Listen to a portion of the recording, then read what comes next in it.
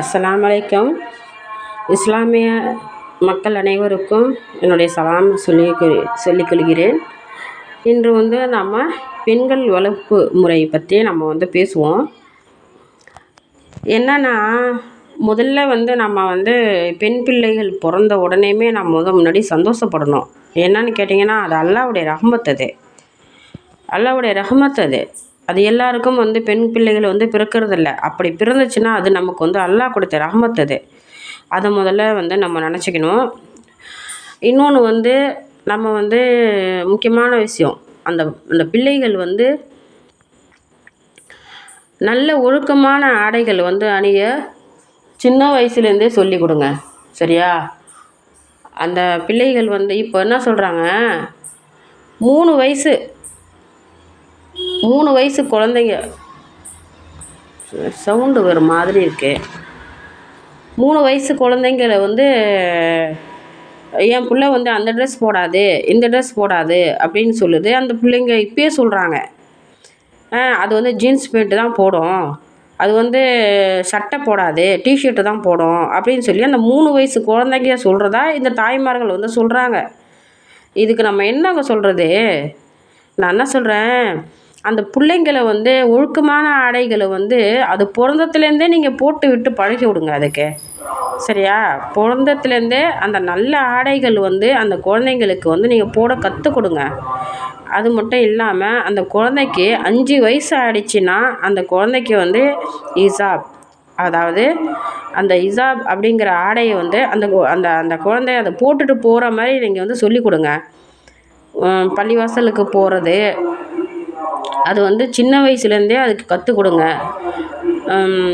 குரான் ஓதுறது, ஏன்னா உங்களுக்கு நல்லா தெரியும், பள்ளிவாசலில் காலை நேரத்தில் பசங்களை நம்ம அனுப்புவோம். அப்போ இசாப் போட்டு அனுப்புங்க. இசாப் அப்படிங்கிறது ஒவ்வொரு பெண் பிள்ளைகளுக்கும் அது நம்ம சின்ன வயசுலேருந்து கற்றுக் கொடுக்குற ஒரு விஷயம். அதனால் அதை சின்ன பிள்ளையிலேருந்தே அதுக்கு நீங்கள் கற்றுக் கொடுங்க. இன்னொன்று, அதாவது எந்த ஒரு ஆண் பிள்ளை கூட சேர்ந்து விளையாடுறது தப்பு அப்படிங்கிற ஒரு விஷயத்த சின்ன வயசுலேருந்தே அந்த பிள்ளைங்களுக்கு கற்றுக் கொடுங்க. தேவையில்லாத அடுத்த பசங்க கூட சேர்ந்து விளையாடுவது, அது கூட ஃப்ரெண்ட்ஷிப் வச்சுக்கிறது, அதெல்லாம் சின்ன வயசுலேருந்தே அதுக்கு கற்றுக் கொடுங்க. அதெல்லாம் தப்பான விஷயம் அப்படின்னு சொல்லிட்டு, அப்புறம் கொஞ்சம் பருவம் ஆகிடுச்சி அந்த குழந்தைங்க அப்படின்னா, ஒரு 13 14 வயசு ஆகிடுச்சி, 10th முடிச்சிட்டாங்க, 3 வருஷம் நாங்கள் ஓத வச்சிட்ருக்கோம் அப்படிங்கிற பிள்ளைங்களுக்கு நீங்கள் ஃபஸ்ட்டு அந்த பெண் பிள்ளைகளுக்கு ஓது போகுதுங்க வருதுங்க, பள்ளிக்கு போகுது வருதுவோ, ஆனால் வீட்டுக்கு வந்தால் அவங்களுக்கு நல்ல விஷயங்கள்லாம் கற்றுக் கொடுங்க. மரியாதையை கற்றுக் கொடுங்க. வீட்டுக்கு வர்ற விருந்தினர்கிட்ட நல்ல முறையில் நடந்துக்கணும். சில பெண் பிள்ளைங்க என்ன செய்வாங்க, யாராவது வந்துட்டால் உடனே ஓடி போய் ரூமில் பூந்துப்பாங்க. அது அவங்க வெட்கப்பட்டு போய் போடுறாங்க. நம்ம ஒரு வயசு பிள்ளை, நம்ம அதை நிற்கக்கூடாது அப்படிங்கிற எண்ணத்தில் போய் போடுறாங்களோ அது தெரியாது. அதை பற்றி நான் பேசலை. வீட்டுக்கு வர்ற விருந்தினர்கள் பெண்களோ ஆண்களோ யார் வந்தாலும் வாங்க அப்படிங்கிற ஒரு அன்பான வார்த்தையை சொல்லிவிட்டு அவங்க போகட்டும். இது ஒரு நல்ல விஷயம், இதை சொல்லிக் கொடுங்க.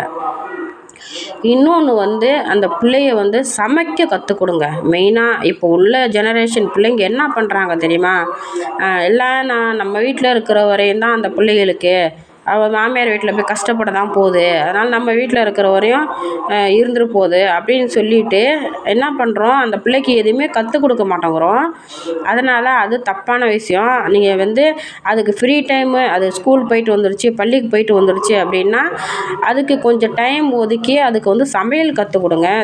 அது போகிற இடத்துல நம்மளோட வளர்ப்பு அடுத்தவங்க தப்பாக சொல்கிறதுக்கு நம்மளே அது செய்யக்கூடாது. நம்ம என்ன நினப்போம், நம்ம பிள்ளை எப்படி இருந்தாலும் மாமியார் வீட்டுக்கு போய் கஷ்டப்பட தான் போகுது, நம்ம வீட்டில் தானே இருக்குது, இருந்துட்டு போகுது அப்படின்னு சொல்லி செல்லமாக வளர்த்துறோம். அது தப்பான விஷயம். பெண் பிள்ளைகளுக்கு வீட்டு வேலைகள் சொல்லி கொடுங்க. துணி துவைக்கிறதோ, பாத்திரம், இதெல்லாம் தெரியாமையே நிறைய பிள்ளைங்களை பிடிச்சி கல்யாணம் பண்ணி கொடுத்து அது போகிற இடத்துல அவ்வளோ கஷ்டப்பட்டுட்டு இருக்குதுங்க. இது நம்ம பெற்றவங்களோட தப்பு தான். நீங்கள் அதெல்லாம் மாற்றிக்கணும். சில சின்ன சின்ன வேலைகள்லாம் கற்றுக் கொடுங்க. சமைக்கிறதுக்கு கற்றுக் கொடுங்க. அது 2வது, பெண் பிள்ளைகளை பத்திரமாக பார்த்து கொள்ளுங்கள். பத்திரமாக பார்த்து கொள்ளுங்கள். அதுதான் முக்கியமான ஒரு விஷயம். இப்போ உள்ள சுச்சுவேஷன் என்ன, எந்த ஒரு பெண் பிள்ளைக்கும் பாதுகாப்பு இல்லை என்று எல்லா இடத்துலையுமே ஏதோ நடந்துட்டு இருக்கு. அதனால் முக்கியமான ஒரு விஷயம், பெண் பிள்ளைகளை பத்திரமாக உயிருக்கு உயிராக அந்த பெண் பிள்ளைகள் இன்னொருவரிடம் பிடித்து கொடுக்கும் வரை, அது கையை பிடித்து இன்னொருவருக்கு தாரை வார்க்கும் வரை அந்த பெண் பிள்ளைகளை பத்திரமாக பார்த்து கொள்ளுங்கள். யாரிடமும் தன் அம்மாவிடம் விட்டு வளர்க்கிறது, தன் அக்காவிடம் விட்டு வளர்க்குறது, தன் அண்ணன் வீட்டில் விட்டு வளர்க்குறது, இந்த வேலையெல்லாம் நீங்கள் தயவு செய்து செய்யாதீங்க. அந்த பெண் பிள்ளை தன் தாய், தன் தகப்பன் அவர்களோட அன்புக்கும் இயங்கிறது ஒரு விஷயமாக இருந்தாலும் அதற்கு பாதுகாப்பு இல்லை என்கிறது இது இன்னொரு முக்கியமான விஷயம். நம்ம தவிர வேறு யாராலையும் நம்ம பிள்ளைய பாதுகாப்பாக பார்த்துக்க முடியாதுங்கிறது ஒரு முக்கியமான விஷயம். அதனால் தயவுசெய்து உங்கள் பிள்ளைங்களை, அதுவும் பெண் பிள்ளைகளை யாரோட ஒரு பாதுகாப்பிலும் விடாதீர்கள். நம்மை தவிர நம்ம பிள்ளைகளை வேறு யாராலும் பார்க்க முடியாது அப்படிங்கிறது நம்ம எல்லாருக்குமே தெரிந்த ஒரு விஷயம். பிள்ளைகளை யாரோட பாதுகாப்பிலும் விட்டு வளர்க்காதீர். அப்புறம் அந்த பெண் பிள்ளைகள் நம்ம சில வீட்டில் அந்த ஆண் பிள்ளைகளை பெரிதாக தூக்கி தலையில் வைத்து கொண்டாடுகிறார்கள். அது தவறான விஷயம். எப்படின்னா, பெண் பிள்ளைகள் நமக்கு வரம். அது பெண் பிள்ளைகள் அப்படிங்கிறது வரம். ஆண் பிள்ளை சம்பாதிச்சு கொடுக்கும் அப்படிங்கிறதால அதை தூக்கி தலையில் வச்சுக்கிறாங்க. அது நான் தவறான விஷயம். என்ன கேட்டால் நான் தப்புன்னு தான் சொல்லுவேன். ஒரு பெண் பிள்ளையாக இருந்தாலும் ஆண் பிள்ளையாக இருந்தாலும் அது நம்மளோட பிள்ளைகள் தான்.